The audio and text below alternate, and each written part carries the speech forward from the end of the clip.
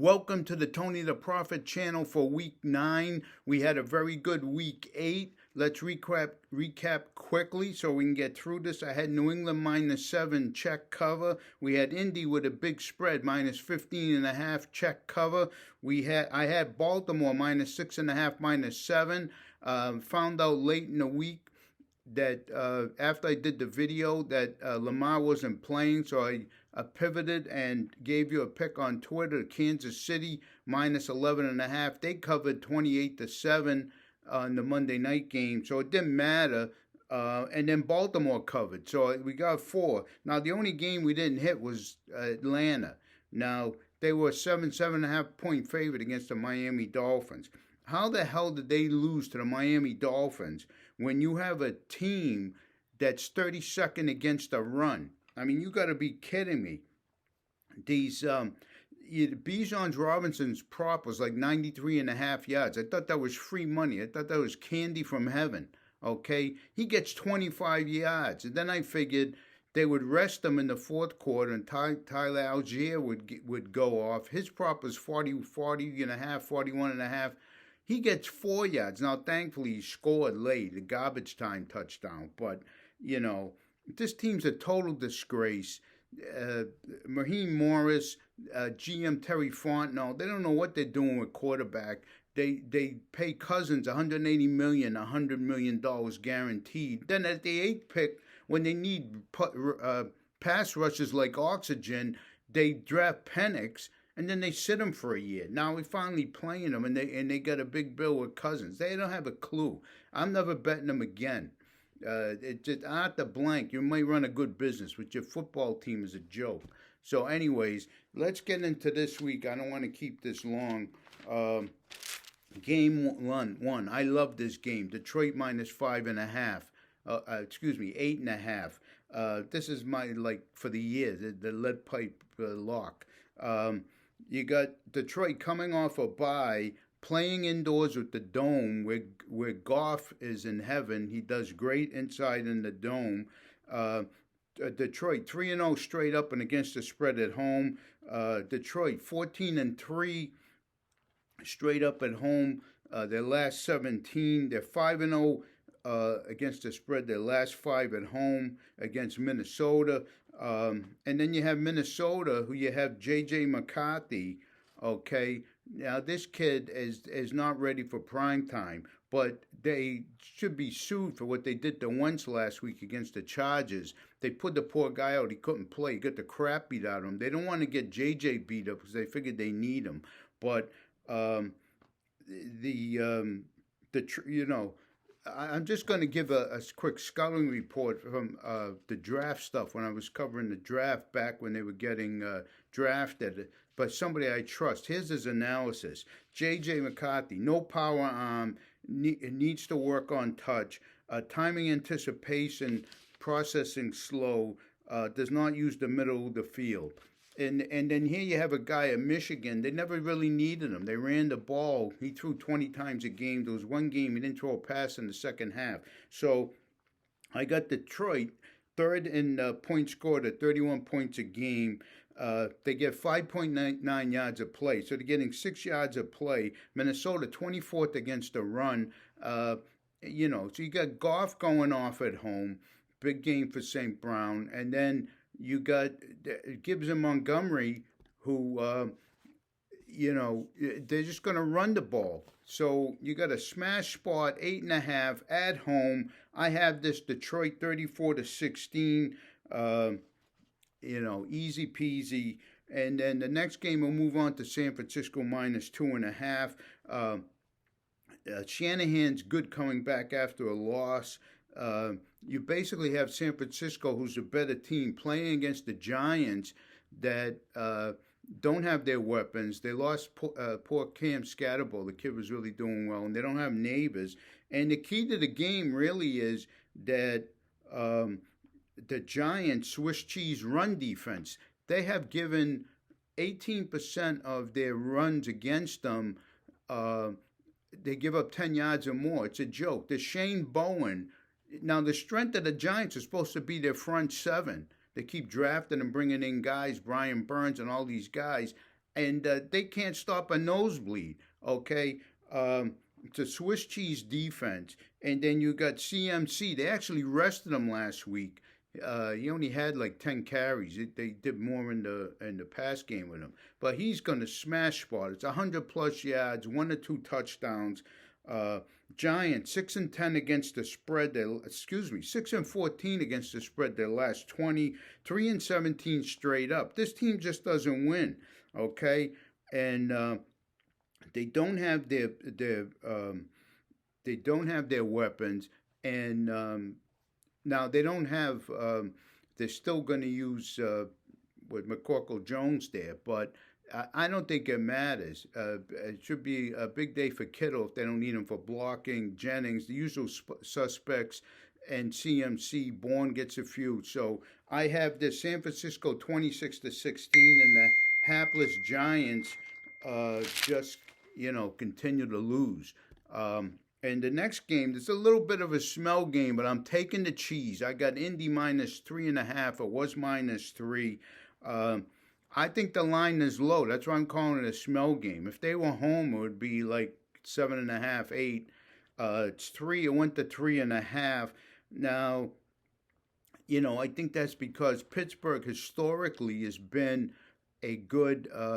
Tomlin's like the best dog coach, especially at home. But you saw last week they got destroyed when finally the Packers decided, instead of trying to run the ball against them, to throw the ball in the second half. And then you have Taylor, who scores 3 touchdowns a week. And it breaks my heart because I was not Daniel Jones' biggest fans, but with real coaching, you could see it's like the invasion of the body snatchers. This isn't the Danny turnover that we've seen for 6 years. The number one in scoring points, 34 points a game. They're 6th in passing, 7th in running. Pittsburgh, for the 4th year in a row, they spend the most on defense, and they can't stop a nosebleed. They're terrible, okay? Giving up a lot. They're 32nd in pass yards given up. So Jones is going to throw a lot. Then you got Taylor running. I just can't see how Pittsburgh can keep this close. Their defense is terrible. And,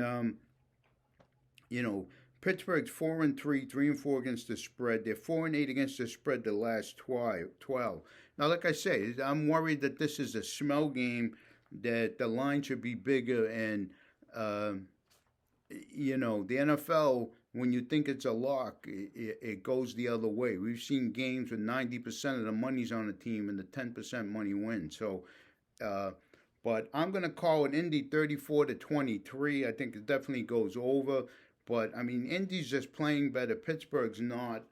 And they're in a little bit of a free fall and been a little bit of a mirage.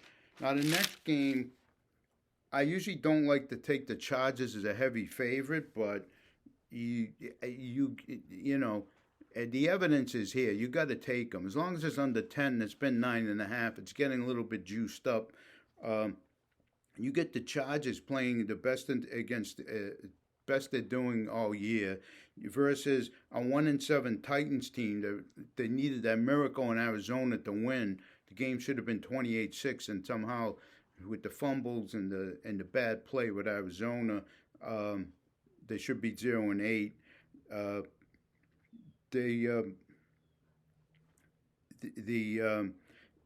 I think the game script goes that you can throw against Tennessee, you can throw against Tennessee, and I think it's a big day for Allen, for McConkey. Gadsden's coming on, and then the second half when they have the lead, I think you're going to see Vidal really running with the ball. So they'll kill the clock. Cam Ward, the throw a pick is -1.6. The throw over a half a pick is juiced to -169. You have to parlay that with something, but he's going to throw a pick.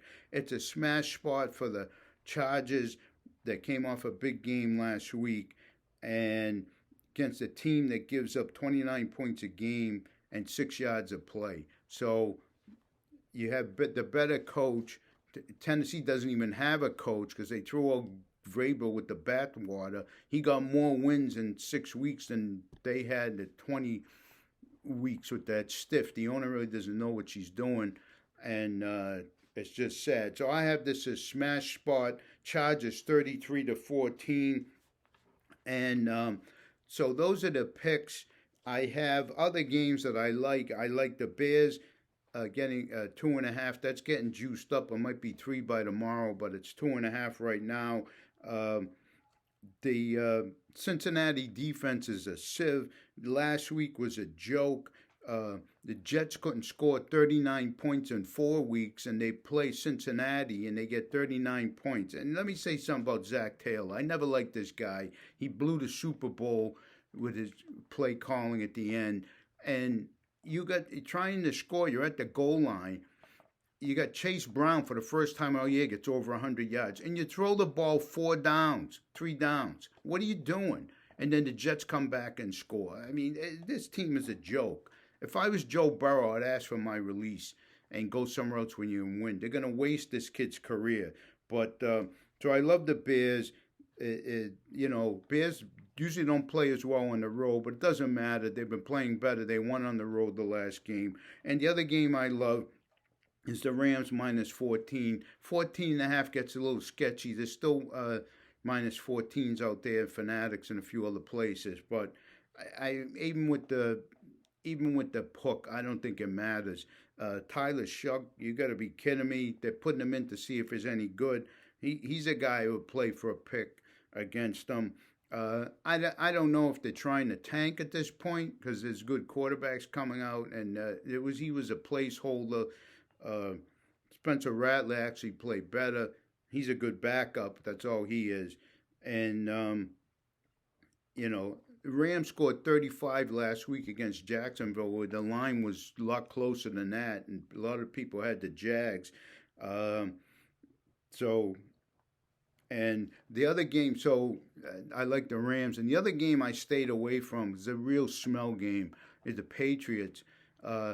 Great cover team, tied with the best record, 6-2 against the spread, at home, playing a Falcons team that's reeling after last week. But this is the NFL, not for long. And when you think you really have it locked, you don't. And they always fool you. So I'm staying away from this game. I think I put...